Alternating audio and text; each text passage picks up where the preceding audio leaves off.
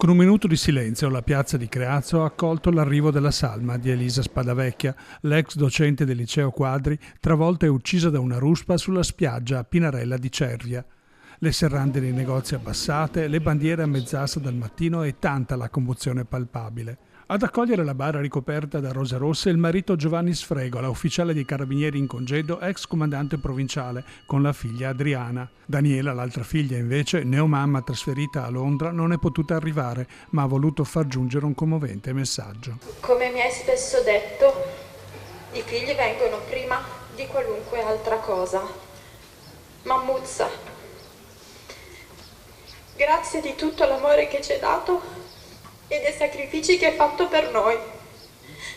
Non avrei potuto avere un esempio migliore del tipo di madre che voglio essere per mio figlio.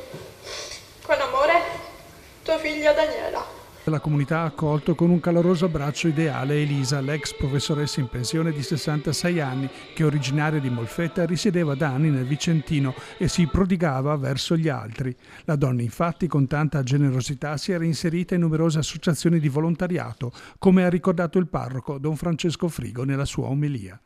Per Elisa il fare del bene agli altri è stata la sua missione.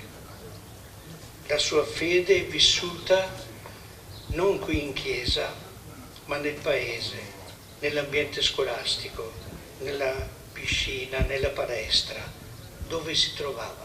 In tanti hanno voluto ricordare pubblicamente la grande generosità e gentilezza di Elisa, le amiche di Lecce e i colleghi insegnanti. Ciao amica, mamma, moglie, nonna speciale, un giorno ci ritroveremo. Grazie ancora per quanto ci hai dato e hai dato ai nostri ragazzi e ragazze del liceo Quadri.